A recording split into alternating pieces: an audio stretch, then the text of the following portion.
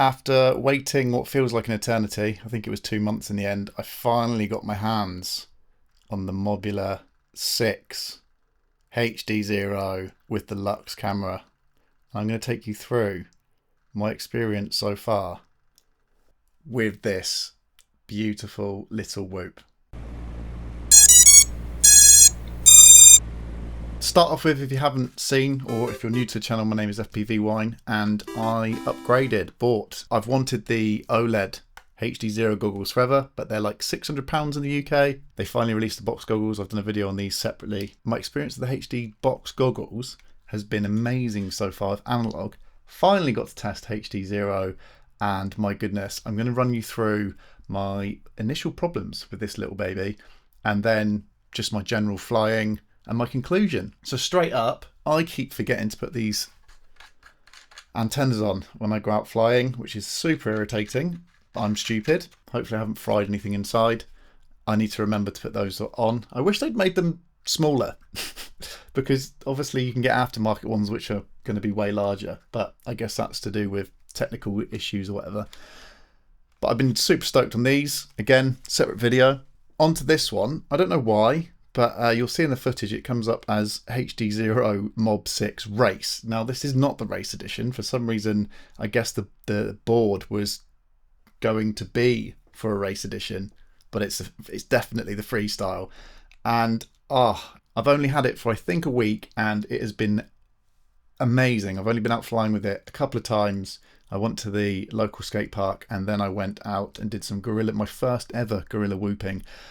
And my goodness, no noise. It's so good. No Karens. In actual fact, anyone that does see me flying around is like, whoa, a drone, because I guess they're not terrified of this little thing. Straight up, first things first, problems I had. When I first got this little baby, I ran into, which I thought was going to be easy because I'm not a beginner anymore, couldn't get the ELRS to work. Now, the ELRS is actually kind of old school in this one, I believe, and it's in Betaflight. So I don't know why I didn't think that. So for ages, I was trying to connecting it, reconnecting it. This thing gets hot. So I don't know whether I mean, it's flown all right so far. Touch wood. Where's wood? Come on, touch wood. There we go. There's some wood. It's flown okay so far. Super warm. And I had it on for ages. Got really hot. And then I realised that there's no ELRS like you hook up with your bigger drones, like I've got behind me. It's the old school way where you type it into the SPI, I think it is, and it's in Betaflight in the receiver tab, and you can type in your binding phrase. Typed in my binding phrase, and it was good to go straight away. It wasn't good to go straight away. The next problem I had was it wouldn't arm, and I was like, my goodness, it's taken me ages to get ELRS to work. And then it wouldn't arm with my Radio Master Pocket. I've done a video on how to clean the gimbals because I'm having problems with the gimbals. They are now good. They are so good. Connecting these two took a while, and eventually I got these two connected. And then when I did, wouldn't arm. And I was like, what is going on? Maybe I've, burnt it out because it's so warm. And it turns out that for some reason, this was set up. I don't know whether it was because it was race, but it was set up in something called mode 1, I believe. And I needed mode 2. I use left-handed acceleration for my power, for my throttle, as most people would call it, and then we've got the other ones on the other side. The other ones, really technical speaking. Eventually, I went in and I changed over from mode 1 to mode 2, which is again, it's a setting in Betaflight. It's like AETR. So we've got roll, pitch, throttle, and rudder. So the throttle and the rudder, or yaw, were on the wrong stick. So I swapped them over. Which is just, again, really simple setting in Betaflight, and finally armed after what felt like probably 3 hours, but it was more like, 30 minutes of me prattling around. And now going out into the field with this one. First took it to a skate park, and again, no one complained. Really good fun. The quality, having HD quality is amazing. Within the first 5 minutes, had quite a crash, and there was nothing on it that I could see that broke, which I couldn't believe because it was quite hard. Well, it was about 10 meters up. It was a bit brushed up there, but it was fine, I think. Although ironically, now saying that, oh no, I think that's fine. Got some grass or something in there, have I? I've been using two different sets of batteries. I have my original ones from my Meteor 65. We've got the Betaflight 300, the old school ones. These ones came with my Meteor 65, so I was using these, which they seem to be okay. And then also, separate to that, we've got the Betaflight Lava 300s, which I was using as well. I've got a pack of 5 of these, and I've got 2 of the blue ones. Now, with kind of moderate freestyle, I was getting about 2 minutes flying around with this one. And like I said, I took it to skate park, really good fun. The next day, I did go over to the lipstick building, and I dived the lipstick building, which was so fun, unbelievable fun. And then I went down to the War Memorial, and I did have a funny moment where, and this is what I find super interesting, is coming from analog, then going to DJI, and then coming back to this HDZero, because HDZero uses an analog band, I believe. I'm not completely sure on the science behind it, and there's more that I'll get into on that. But yeah, I hadn't changed the power rating, which obviously you don't do, and it's only on 25. So I went behind the monument, and it felt like 30 minutes, but for a split second I lost signal with this one, and kept flying, kept calm, and it came straight back, and it was fine, thank goodness. But that is one thing that I'm finding difficult.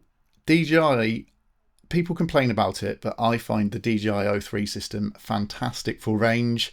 It's what I would envision when I first started flying, and it's something that I just, without a doubt, thought that I could do when I first started off analog. And analog really teaches you about signal and not going behind things or underneath things, or etc., and what your tolerances are with analog. And then you can kind of, people complain about DJI just cutting out, but if you've come from analog, you should know how much tolerance you kind of already have. And for me, it's always been able to be pushed that little bit further than analog with reception, and I'm always blown away by the DJI reception, and I can't wait to afford the 04 system. The HDZero 25 milliwatts, the lipstick building, I got up to the top of the lipstick building, and interference, etc., got caught up in it. It didn't lose complete signal, but it's something that was a bit petrifying. But I was just diving it, and it was fine. But it wasn't that far. It was right above me. It wasn't that far away, and I lost signal a little bit, a lot, almost lost complete signal. Something that to bear in mind, and something that I'm very aware of now flying this, but it's just so fun. Oh, I took it to the park as well, so I was flying around the park for a little bit, and again, just no one really cares, because it's just this little thing that kind of sounds like a mosquito instead of a lion, which I've got myself, again in another video, I got myself into some trouble there with a Karen. Oh my god, am I burning out here? I am. Good old British weather. It's overcast today, so the sun keeps popping out, going behind the clouds, popping out, so apologies about the sun. My final thoughts, my conclusion, I'm addicted to this now. This is just fantastic. It's lightweight. It's relatively more affordable than when you get into the bigger drones.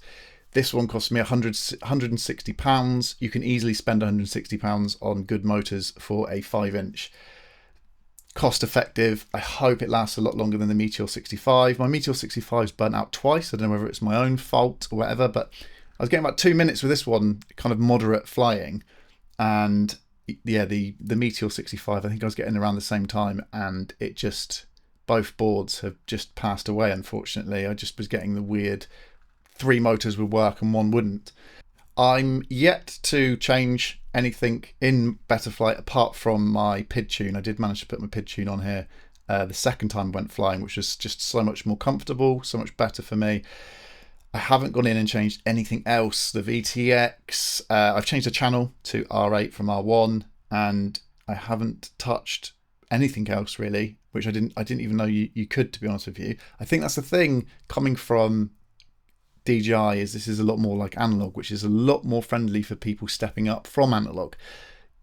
You can change your VTX in the VTX table in Betaflight. It's got similar ratings with power output.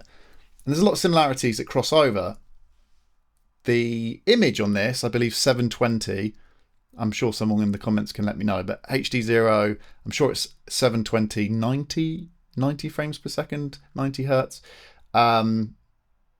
Just fantastic. I always forget now that this is instant, unlike the milliseconds that you lose with DJI. And And taking this one out with my DJI Pocket, with my goggles, I mean, you can already see, even with a 3.5 inch, this setup is just backpack friendly. It's civilian friendly. People aren't going to kick off like I've had with my bigger drones. Doesn't really make too much of a noise. This thing coming down from miles away just wouldn't, it would just bounce off you. It's just so beautiful, beginner friendly and public friendly. Under 250 grams, can you believe it? And like I say, you can put all this in a bag. I just cycle around. I've got my bike, just cycle around and have a fly, and no one seems to care at the moment. I'm looking forward to getting some car and having a go.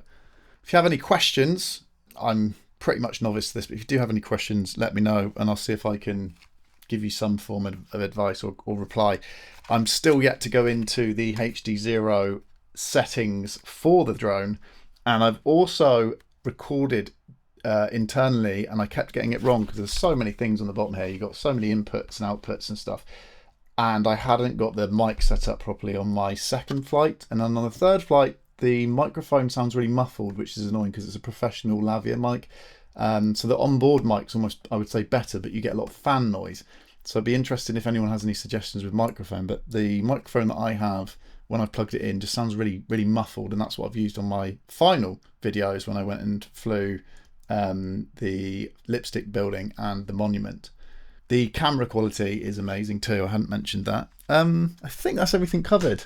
I can't wait to get out and fly this one more. A number of people have messaged me, and I didn't realise what a cult following the whooping has in general. Gorilla whooping, everything. Brilliant fun. I can't wait to just keep getting out flying. I might have to get some more batteries. I might have to get some more 1S batteries because they last 2 minutes. I've got 7, so that's 14 minutes, and then I have to recharge. But I have to admit that I've got a power bank. I've got a better power bank than this, but you can take a power bank out. You can hook up your batteries to the power bank whilst you're flying, which I did do the second time I went out. And they, you know, I probably got half an hour of flying out of it because I just go to a place, cycle, use 2 batteries, plug 2 batteries in to recharge whilst I was cycling, get to the next spot. I've got 5 batteries.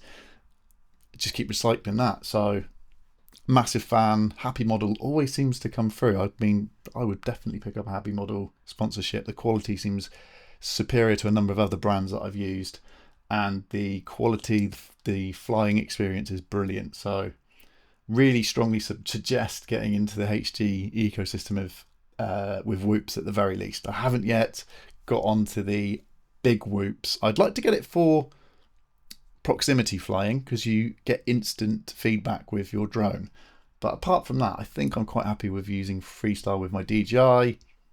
We'll see.